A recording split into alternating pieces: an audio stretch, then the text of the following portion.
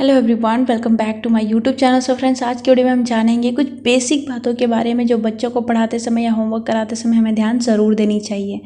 तो चलिए जानते हैं। नंबर 1, बच्चों को पढ़ाते समय हमेशा टेबल और चेयर पे ही क्यों पढ़ाना चाहिए। तो इसके बारे में जान लेते हैं। ऐसा क्यों होता है?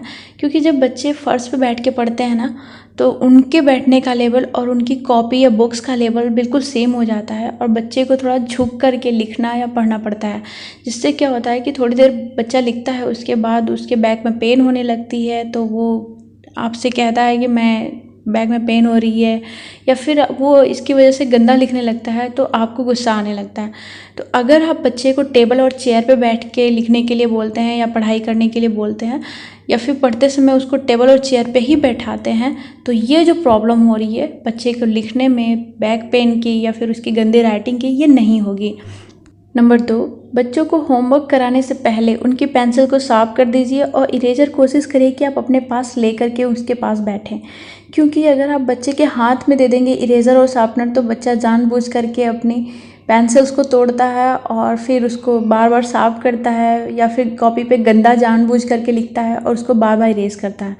तो ऐसा मैंने अपने बच्चों में भी पाया है और मोस्टली बच्चे ऐसा करते हैं। तो इसलिए हम कह रहे हैं कि आप अपने बच्चे की पेंसिल को होमवर्क कराने से पहले साफ कर दीजिए और इरेज़र को अपने पास रखिए। नंबर 3, मोस्टली पेरेंट्स की एक प्रॉब्लम होती है कि हमारे बच्चे का पढ़ाई में मन नहीं लग रहा, हम क्या करें। तो हमने ऐसा देखा है कि जब लोग अपने बच्चे को पढ़ने के लिए बिठाते हैं, होमवर्क करने के लिए बिठाते हैं ना, तो एक साथ में बहुत सारी कॉपीज़ या बुक्स निकाल के सामने रख देते हैं और बच्चे से बोलते हैं कि बेटा आपको पहले हिंदी का कंप्लीट करना है, फिर मैथ्स का कंप्लीट करना है, फिर इंग्लिश का करना है। इस टाइप से आपको सारे होमवर्क कंप्लीट करने हैं। अब होता क्या है ना कि बच्चा इतनी सारी बुक्स या कॉपीज़ को देख करके प्रेशराइज हो जाता है और इरिटेट होने लगता है, और इरिटेट होता है तो आपको भी करता है, मीन्स रोने लगता है और कहता है कि मेरा पढ़ाई में मन नहीं लग रहा। तो आपको भी गुस्सा आता है और आप ऐसा बहुत सारे पेरेंट्स करते हैं कि उस बात पे बच्चे की पिटाई भी कर देते हैं कि क्यों नहीं पढ़ोगे, ऐसे वैसे। तो आपके लिए एक बहुत अच्छा सोल्यूशन है कि एक बार में बच्चे को एक ही कॉपी दें, एक ही बुक्स दें। जब वो कंप्लीट कर लेता है तो थोड़ी देर के लिए उसको, क्योंकि वो बच्चा है, तो उसको थोड़ा सा खेलने के लिए 2 मिनट के लिए रेस्ट दे दें। जब वो खेल के आता है तो फिर उसको दूसरी कॉपी दीजिए और थोड़ा सा प्ले वे में बच्चे को होमवर्क कराइए। खेल खेल में कोशिश करिए कि जो कुछ भी आप बच्चे को कराएं ना, उसमें आपका गेम इन्वॉल्व हो।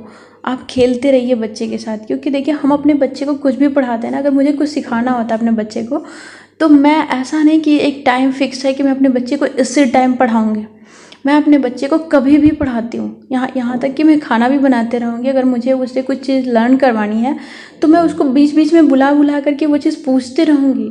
सपोज़ दैट मुझे अगर बच्चे को नंबर्स की स्पेलिंग याद करवानी है, तो मैं अपने बच्चे को अगर एक बार पढ़ा दूँगी तो उसको बीच बीच में बुला करके उसको मैं पूछते रहूँगी, ये देखने के लिए कि उसको याद है कि नहीं। और इस तरीके से मुझे उसे बार बार ये नहीं कहना पड़ेगा कि तुम इस चीज़ को लर्न करो, क्योंकि बीच बीच में बच्चा खेल खेल में उसको याद कर लेता है। तो आप भी चाहें तो ऐसा कर सकते हैं। बच्चे को खेल खेल में हर चीज़ सिखाने की कोशिश करिए। नंबर 4, जब बच्चे को आप होमवर्क कराने के लिए बिठाते हैं ना, तो ऐसा अक्सर बच्चे करते हैं कि उनको भूख लग जाती है, प्यास लग जाती है, उनको सुसु आने लगती है, पॉटी आने लगती है, ये बहुत सारी चीज़ें होने लगती हैं और आप इस बात से आपको गुस्सा आने लगता है कि जब हम इसको पढ़ाने के लिए बिठाएं तो ये ऐसे करने लगता है। तो इसका बहुत ईजी सोल्यूशन ये है कि आप बच्चे को पढ़ने के लिए, होमवर्क करने के लिए बिठाने से पहले आप उसको सुसु करा लीजिए, पॉटी करा लीजिए, खाना खिला लीजिए और पानी भी पिला लीजिए, और कोशिश करिए कि 1 बॉटल पानी ले करके आप बैठें। इससे होगा क्या कि जब बच्चे को सब कुछ आप खिला करके पिला करके बिठाएंगे तो वो कुछ कर नहीं पाएगा, या फिर ये नहीं कह पाएगा कि मुझे भूख लगी क्योंकि थोड़ी देर पहले आपने उसको कुछ खिलाया है। वो ये नहीं कह पाएगा कि मुझे प्यास लगी है क्योंकि आपने पानी का बॉटल सामने रखा है। अगर उसमें पीना भी है तो थोड़ी देर में ही पी लेगा, क्योंकि उठ के जाना नहीं पड़ेगा उसको। और सुसु करा के बिठाएंगे तो ऑब्वियस सी बात है कि वो फिर से सुसु करने इतनी जल्दी जाएगा नहीं। तो ये सारी चीज़ें हैं बहुत आसानी से बच्चों को होमवर्क कराने की। नंबर 5, अगर आपके पास 2 बच्चे हैं तो उन दोनों बच्चों को एक साथ पढ़ने के लिए कभी नहीं बिठाएं। इससे होता क्या है ना कि दोनों लोग पढ़ाई कम, बातें ज़्यादा करेंगे। मीन्स अपना इरेज़र देना, अपनी पेंसिल देना, आपने क्या लिखा, इस टाइप की बहुत सी बातें होंगी, बट पढ़ाई बिल्कुल नहीं होगी या फिर कम होगी। तो इसके लिए आपको करना ये है कि उन दोनों बच्चों के बैठने में कुछ गैपिंग रखनी है, या फिर बीच में आप खुद बैठ जाएं। वो जो दोनों बच्चे एक साथ नहीं बैठेंगे तो बातें कम होगी और पढ़ाई ज़्यादा होगी या फिर उस पर फोकस ज़्यादा होगा। और दूसरी चीज़ क्या है कि जब बच्चे दो होते हैं तो मे बी सेम एज के भी हो सकते हैं या फिर डिफरेंट एज के भी हो सकते हैं। तो अगर आपका बच्चा कोई बड़ा है कोई छोटा है तो छोटे बच्चे का होमवर्क अक्सर कम होता है, वो अपना होमवर्क जल्दी जल्दी करके फ्री हो जाता है। और मोस्टली पेरेंट्स ऐसा करते हैं कि छोटे बच्चे को बोल देंगे कि अब तुम जाओ खेलो, तुम्हारा होमवर्क हो गया जाओ। तो होता क्या है इससे कि जो बड़ा बच्चा अभी पढ़ाई कर रहा है उसका डिस्ट्रैक्शन होने लगता है।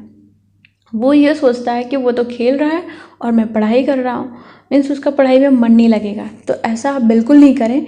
जब छोटे बच्चे का होमवर्क कंप्लीट हो जाता है तो भी आप उसको तब तक अपने साथ बिठाए रखें जब तक आपके बड़े बच्चे का होमवर्क कंप्लीट नहीं हो जाता।